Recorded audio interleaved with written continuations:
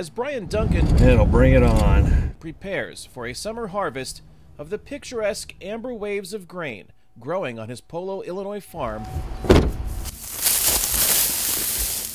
His current situation is far from the American dream. We're in trouble.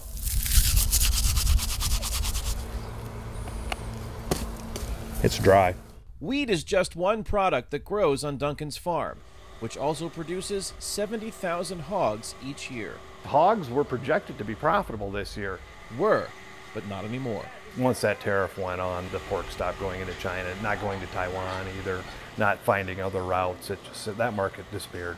Economists at leading universities have now taken us from a $4 to $5 a head profit to a $7 to $8 a head loss just based on China and some of these periphery issues that's dampened demand. For most hog farmers, exports are key to profits, and the lack of competitive access to international markets could spell financial hardship, especially for independent pork producers like Duncan. Listen, the reality is 95% of the world's population is outside these borders, right? We need them as markets, as trading partners. As the trade dispute continues, Duncan, who also serves as vice president of the Illinois Farm Bureau, is losing money on virtually everything growing on his farm due to imposed or impending tariffs. What he's left with is mounting frustration. This was preventable. This was predictable, the outcome.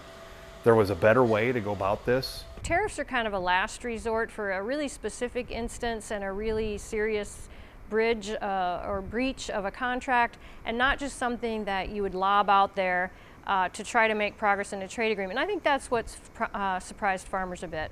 Tamara Nelson, Senior Director of Commodities with the Illinois Farm Bureau, says if history is a guide, the loss of market access for U.S. products will have long-term implications.